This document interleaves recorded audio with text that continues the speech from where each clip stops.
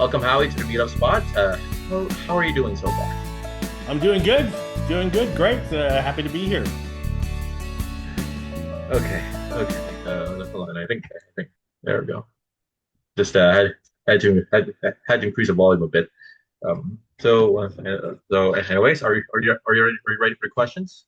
I'm ready. Can you hear me better now? Because Yes. my volume was really low. Sorry about that. That's okay. That's okay. Okay, here we go. So, all right, ready? All right, ready for your questions? Ready. Okay. So, Howie, tell me about yourself and your growing up story. Growing up, okay, so I was adopted off my reservation, which is Paul Band, which is west of Edmonton.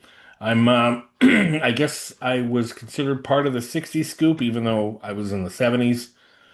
Um, so I grew up. I guess what I've been telling people is that if you've ever seen a John Hughes movie, 16 Candles, Breakfast Club, any of the ones in high school, um, that's how I grew up. It was in the 80s. That's how I grew up. That's what people were living like. Um, yeah, I guess, middle class. I was adopted into a middle class family. I was taken care of. I had safety provided for me. I had financial security. I was fed. I wasn't physically or mentally abused, not by my parents, Oh, but later on, doing, my own self realizations and diving into myself, trying to get to know myself better, I realized that the whole time I was being abused by the system that was around me, the foster care system. I wasn't legally adopted until I was 11 years old, but I had been with the same family since I was 6 months, so an infant. My parents were foster parents to other children, including my two older brothers, actually. So they knew my sort of family history. My mom, she battled with her own addictions, epilepsy and diabetes, and she passed away when I think I was probably about five, so 1977. But again, until I was 11 years old, I wasn't legally adopted. I was with the same family, but under their foster care. So, for all intents and purposes, in my brain, that was my family. Even though I knew they were different and I knew I was a foster child, that was my mom, that was my dad, these are my siblings, and vice versa. I was their son, I was their brother, their little brother. So, the system ingrained in me this constant fear of being taken away. Um, and unfortunately, what am I going to be taken away to? I'm going to be taken away to my own people, my own culture, my own tradition, my own language, my own traditions, and that scared me. And that's what the system wanted. They don't want native kids. They want, kill the Indian, save the man, that mentality. Um, so I didn't realize that that's how I was growing up, but that's how I was growing up. Sort of being ashamed of being indigenous in my own skin, even though I had every opportunity given to me. I had a good education. I had friends. Growing up, my friends, you know, I wasn't that Indian kid, you know. I was just another kid on the block. We all played Star Wars. We played tag, hide and seek. We, we went to movies together. We watched the same TV shows because I grew up with guys my own age. So I grew up in suburbia Edmonton and I went to school in suburbia Edmonton. My high school experience was actually pretty good. Like I can't really complain. I was the only Indigenous person in the whole school. So I was like an exotic treat, I guess. oh, Being the only one. There may have been others, but I didn't know. It wasn't brought to my attention. Um, but yeah, I had friends, I acted. I was a funny guy. I still am a funny guy. I was outgoing, still am outgoing. I'm probably the same maturity level as I was. Um, but I played football. just an all-around sort of normal, average Canadian kid. The only thing I didn't do that would be Canadian was I didn't play hockey. Loved hockey, didn't play hockey. So that's my growing up in suburbia Edmonton, surrounded by white people. Um, sort of a safety net around myself. And that's where I'm from. My roots are, Southside Edmonton. That's how I can say it. Southside Edmonton, and luckily you weren't. But so to clarify, you weren't abused by your parents, but you were abused by the foster system, right? Right. So,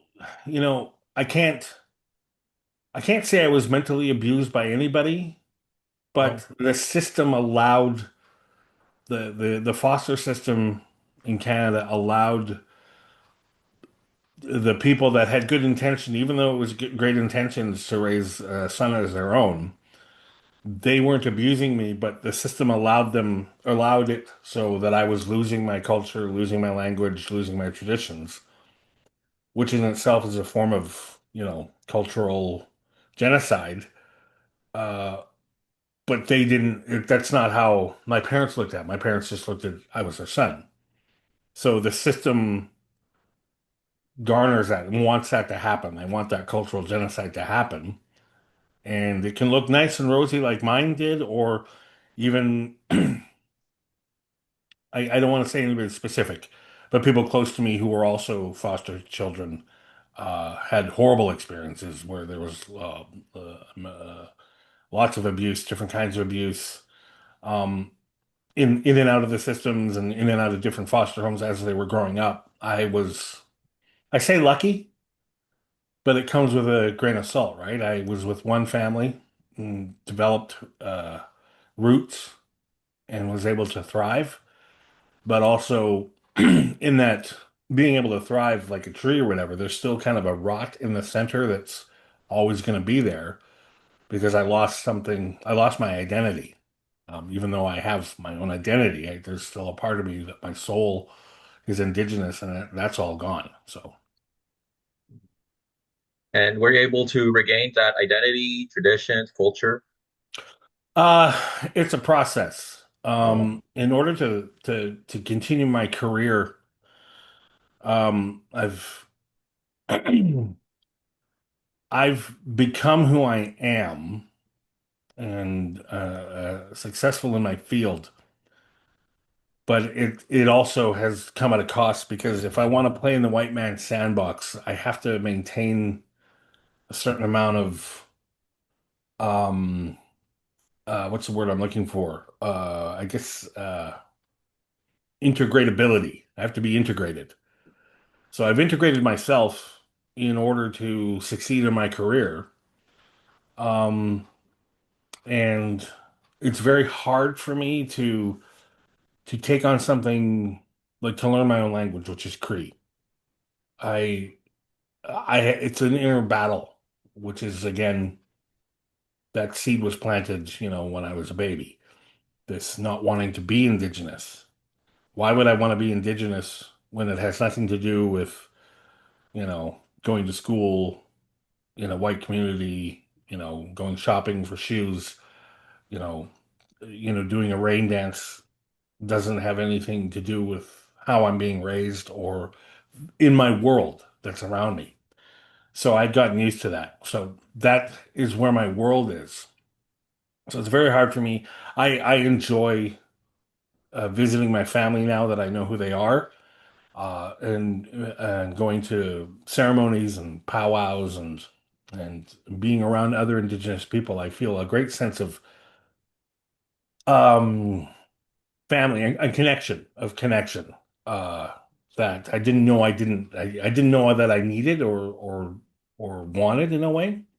So I haven't learned my language. I don't know a lot about my traditions or culture. Um, so that's something that I guess was taken from me, and the ability to want to learn that. Um, Even though I fight it, like I really want to learn my language because I think it would be really cool to do an entire television show in this day and age just in Cree, like like an ER show or a cop show that's just done in Cree, where everyone just speaks Cree freely, and it doesn't sound so monotone as some of we're coming along to that though. We're coming.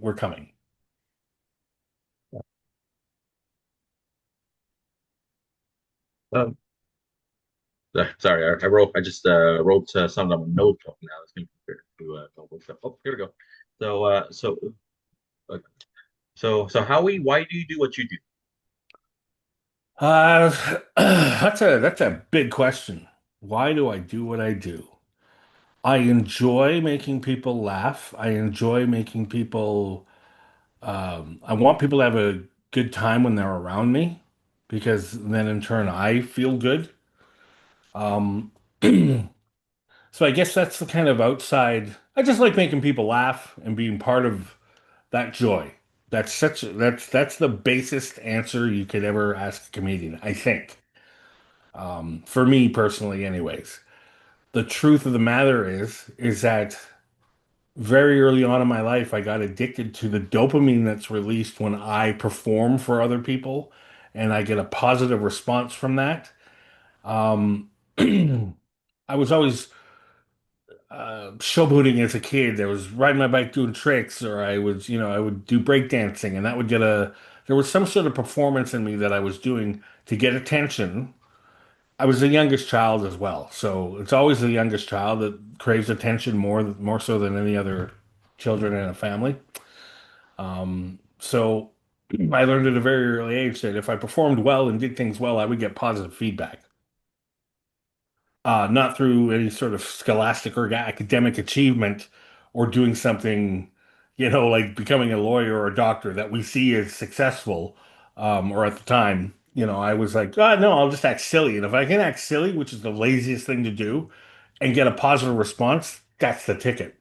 So I found it very easy to do that, to perform, to come out of my shell, to be somebody else. Because at the heart of the matter, I wasn't comfortable with who I was because I didn't know who I was. So if I could become this other person that got a lot of attention and positivity from others around me, then throw myself, I'm gonna hop on that bus and see where it takes me. So that's what I did. In high school, I started acting. I started doing plays. Um, I was very good at accents early on in my life. I could do impressions. I found that, again, a desire to sound or be somebody else. I was very good at that. Um, so I guess in turn, that's why I do what I do. Is I love making people laugh, but I also love the self-gratification it gives me to hear their laughter, because I know they're not laughing at me, they're laughing with me, or they're laughing at my performance. I'm working and I'm getting the positive response that I want from that. And that's very addicting. That's for me anyways. It's like, yeah, I love that feeling. That's such a great feeling. I want more of that. So I got to work. I wish I could do like a whole week of shows and this would be great to get that response. And it just makes you want to work harder at it. So that in a huge nutshell is why I do what I do. Very nice. And Howie, what got you started in comedy? Several there's a lot of things. Again, being the youngest child in a family makes you want to perform more or seek more attention.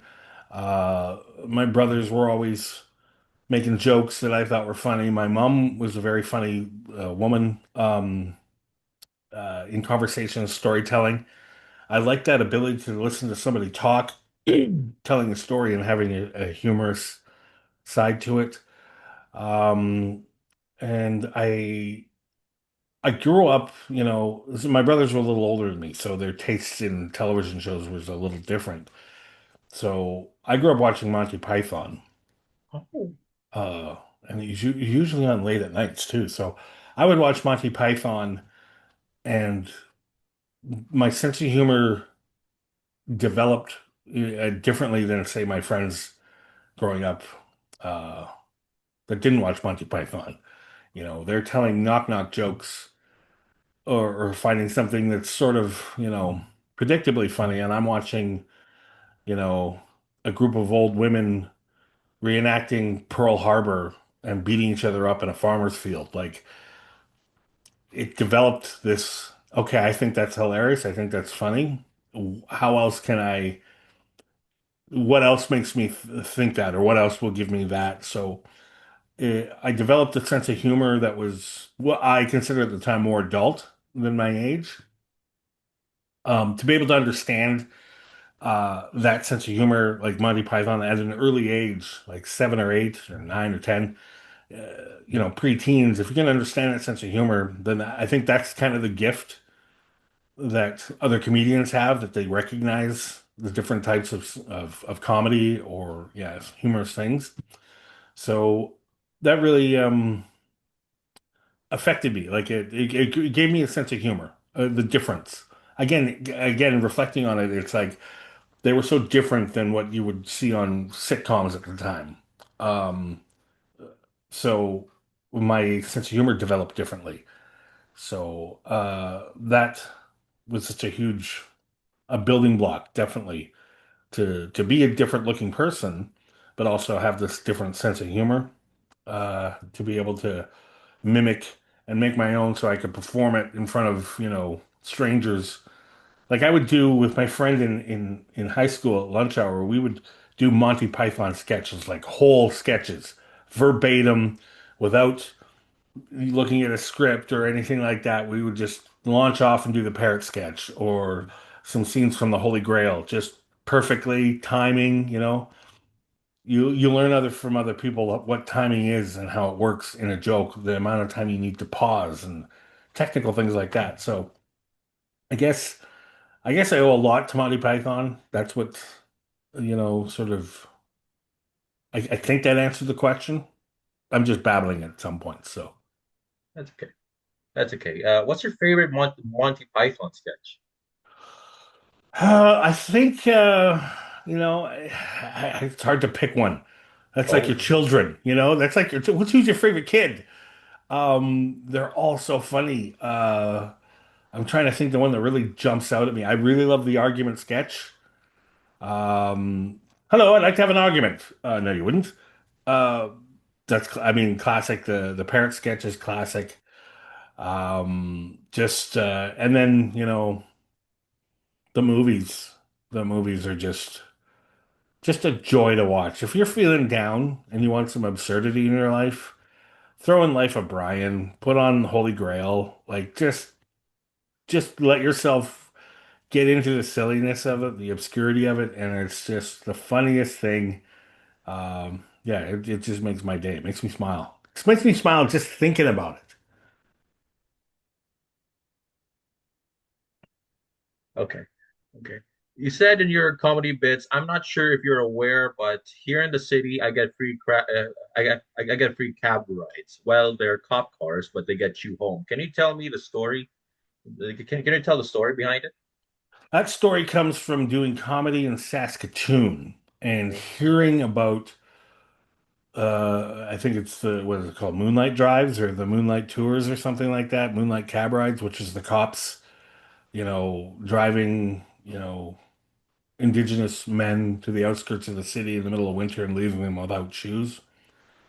Oh, It's me taking a horrible fact. You see, a lot of people say comedy comes from tragedy.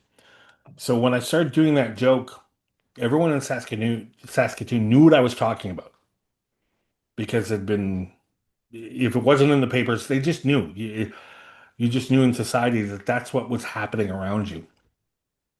To me, to bring it attention and to make light of it like that is my way of saying, this is happening. It shouldn't be happening. I'm going to make a joke about it, but now you know, which is where a lot of my humor comes from, is this, hey, I don't know if you knew this about Indigenous people, but this is actually how it is. I'm going to make it humorous so you don't feel so bad about thinking about it, and we can all laugh about it. But at the heart of the matter, there's a serious thing here that needs to be dealt with. So that's where that came from, and a lot of my other jokes. I don't do that one anymore because with the changing of time, time passes, different things are, become, politically incorrect, to use a really broad word, not to get too detailed in it, but things you just I can do the same sort of thing but not so in your face with it.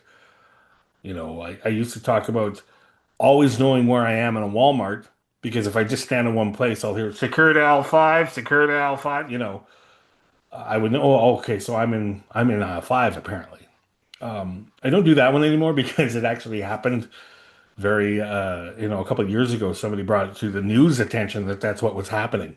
Um, an indigenous person. So I don't like, I don't want to make fun of somebody's specifically tragic moment. So I have to sort of censor myself as to what I feel is, you know, too hurtful to say about something or someone. But I do continue wanting to push that threshold of enlightenment and knowledge to maybe somebody who doesn't know that that's happening still in their country, that indigenous people are being treated a certain way if they're ignorant to it or they honestly just don't know, which is the case in a lot of the situations. So, And okay, how did caution may contain nuts came to happen? okay, so over my career of doing stand up for, I think we're into almost 30 years of doing stand up comedy, 29 years of doing stand up comedy. In that time, I'd been approached up until Caution came around. Before that, I'd been approached by, several producers or just people that wanted to do a TV show, and it never came to fruition because they didn't have the budget or they just wanted to do something, but they didn't know how to get it going. So Mosaic Productions, based in Edmonton, got a hold of me and said they really like my stand-up and they would like to do a sketch comedy show for APTN. And I kind of went, oh yeah, really, really? I've heard this before like so many times. So I asked them, well, do you have a steady cam? And they went, yep. And I went, oh, okay. Well, then you guys are serious. You must be serious. Okay, then I'm on board. And what had actually happened was Mosaic Productions got a hold of a comedy troupe in Edmonton called These Men Are Blacklisted. And consists of Jeff Hallaby, Matt Alden, Sheldon Elter, and Ryan Parker. So the four of them had this sketch group together that they would perform at Fringe and other places around Edmonton, improv and other sketches. And Mosaic contacted them first because they were already established groups, so they had a group of people that could write together. And they figured, well, we're on ABTN, we should have one more Indigenous person because at the time it was only Sheldon Elter, and it was actually Sheldon Elter that went, I know Howie Miller. You should get him because he's a comic and he does impressions, and I think he'd be a great addition to our group. So that's how it actually happened. Sheldon Elter went to bat for me, and he created this mess that I blame him for constantly. No, I love him. He's my brother from another mother, and yeah. So that's how Caution came to be. Oh, okay. And what are the best parts in doing that show? What are the best parts? Yeah, well, yeah, and also your favorite sketch as well too. The Your best favorite. parts of the show for me were doing things that um everything, all the really big, I call them big sketches. We did little tiny kind of one-offs that were funny and stuff like that, but there were big ones. We played clowns. There was a clown family. I was the father clown, kind of a Fred Flintstone take, but I was a clown. And I had a clown wife and a clown daughter and a clown son. We were the Bows. Um, so we were clown. And in that guise, there wasn't any indigenous humor. So we could do whatever we wanted. The jokes could go anywhere without any sort of huge political attachment. I played the captain of a Star Trek ripoff Enterprise Space where Trek. we built the whole Star Trek set. Like it was amazing. I remember the one lighting guy because in the 60s they had so many lights on their set. They were just because it was the 60s and they need to get everything bright as it was because color, we have color, so let's make everything bright. He had put so many lights on our set, like every time they built the set and I wanted to go on it so badly, and he was always up on a ladder and he would be looking down at me and go, Howie, just one more light. And he'd be putting another light. And then I come back like an hour later, just one more light. And he'd be putting up another light. But because what I'm proud of the show because what we did is we would take that environment and we would write indigenous jokes around that environment. And me being the captain of this ship, Sheldon Elder being my second in command of this ship, is just glorious because we're indigenous people. We're indigenous, physically indigenous. We look, it's the elephant in the room. And we're commanding a starship in space in the future. So, what in my brain was thinking, this is really cool because I'm showing indigenous kids who watch APTN that we don't always have to be riding around on horses in the woods, sitting in teepees, you know, bare chested, wearing loincloths, talking in broken English. We can be space captains. We can be a clown family. I was the captain of the pirate ship. We were mall pirates, and we used the ship in West Edmonton Mall as our home because we were transported through a wormhole into the mall, so we were pirates. I was a pirate, stereotypical, yar, I'm a pirate. Um, but an indigenous man acting as a pirate. You know, it was it's things like that that allowed the performance to come through because I thought we were doing a really cool thing by showing the audiences that, again, we're not stereotypical indigenous. We're not doing what the white man thinks native people do, you know. I'm a pirate, I'm a clown, I'm a space captain, all these things. Granted, we did have specific sketches where we were in buckskins and long hair and, back with the cowboys, our cowboys and Indian sketches, which are some of my favorite too. Because we could take relevant political issues that were happening at the time and rewrite them as if they were happening in the past, which they sort of were still happening in the past. So, um, but I guess my favorite ones, I guess, would have been me and Sheldon did this thing where we were natives in space. Again, a space thing. But we were just two native astronauts that were in charge of recycling old satellites. And through the course of the sketch, because it happens over a whole episode, we don't want our jobs. We want to explore, and so we take all the recycled satellites and build a bigger spaceship and go off and fly into space. Um, that was my favorite one, and that for me, because I'm such a nerd and a geek, had the most potential to become something else, its own series. As it turns out, Delmer and Marta was the one that everyone loved, where I played Marta and Sheldon was my husband, and that had its own series. And we were doing public performances, and we were hired to do live TV. And um, I remember the first day we did Delmer and Marta, our first Delmer and Marta sketch. We're in a pickup truck. I've got a huge blonde wig on. I got my bra, lovely outfits. Uh, our costume designer Jill is perfect for this, and Sheldon is in his long hair and his jean jacket and whatever. And we're sitting there getting ready to do the sketch, and I leaned over to Sheldon and I was like, you know what? Out of all the things we've done, this is probably the one that's gonna, be the famous one. We're going to be doing this on like parade floats.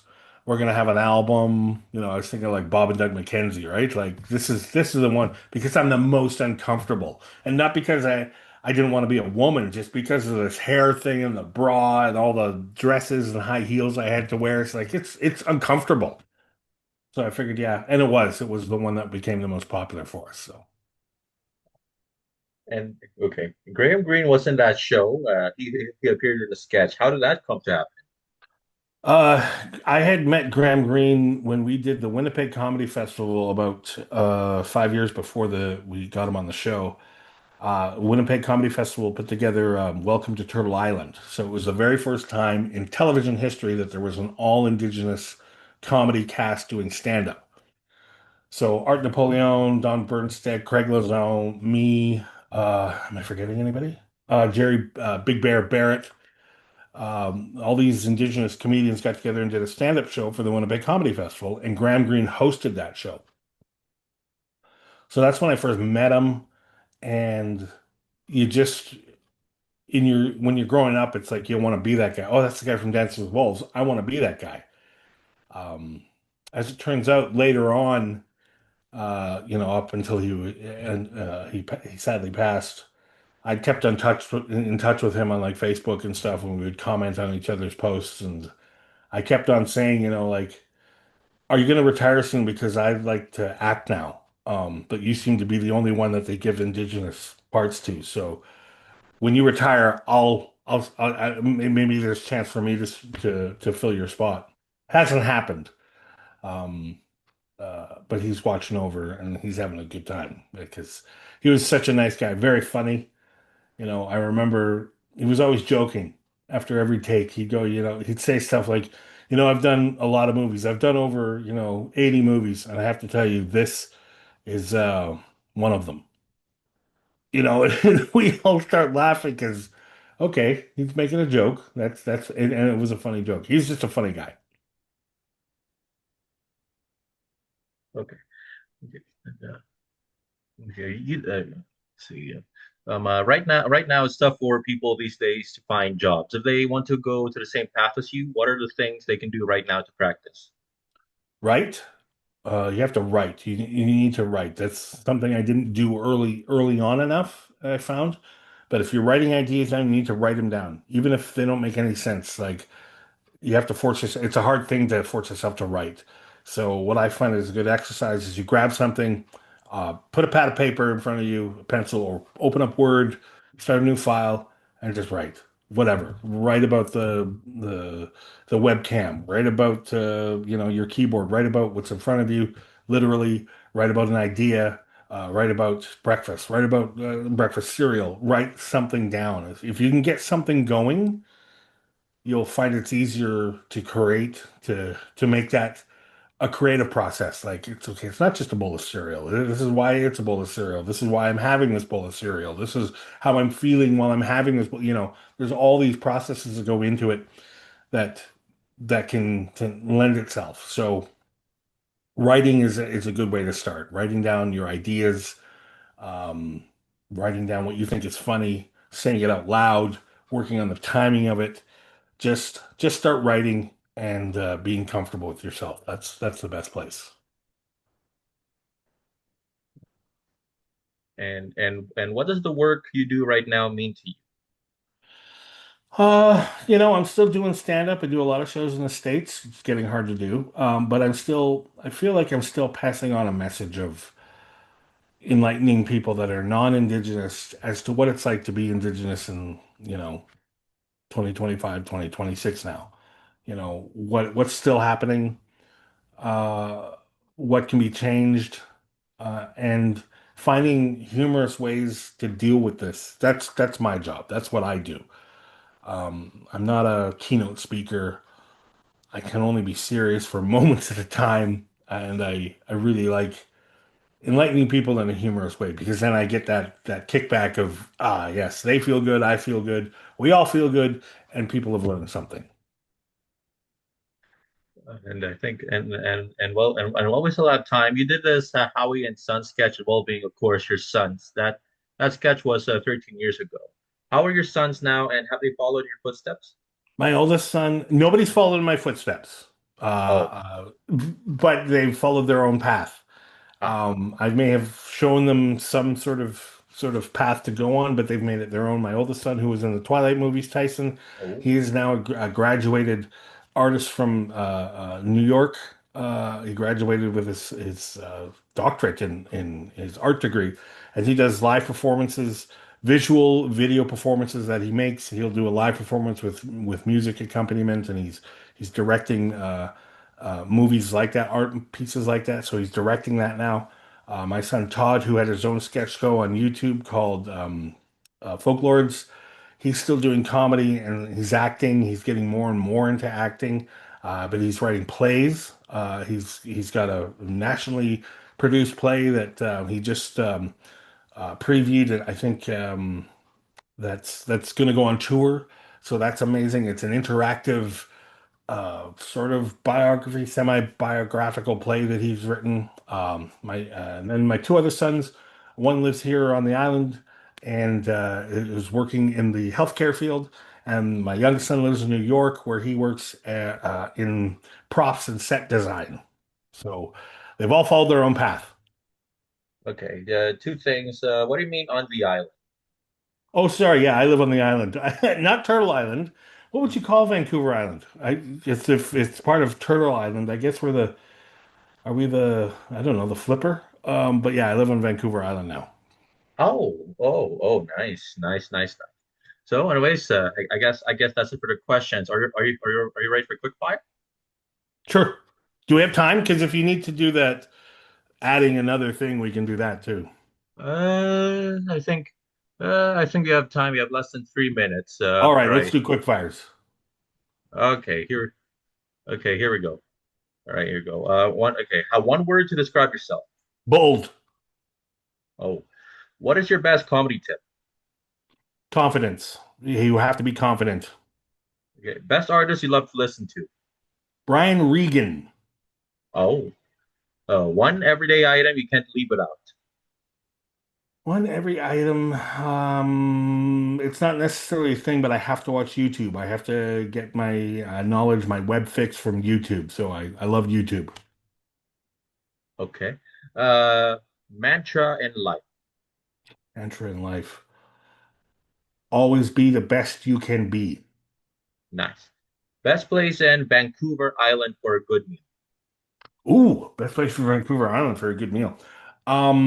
Bare Bones. They're called Bare Bones, and they make the best fish and chips I've had in a long time. Bare Bones, they're awesome. I think they're in Port Alberni and in Parksville. Ah, best place in Vancouver Island to go road tripping or travel. Tofino. I know everyone's in Tofino is probably sick of tourists, but it's beautiful. Actually, there's a place called Cape Scott. Cape Scott in San Joseph's Bay it's a hike to get there. It's a long drive, but it's the best. Actually, no, don't go there. It's horrible. I don't want anybody to go there but me. Okay. Best lesson you learned in being a comedian. Best lesson I've learned being a comedian is to respect and know your audience. Nice. All right. I guess that's it. Are you ready for the screenshot? Sure. Okay. Here you go.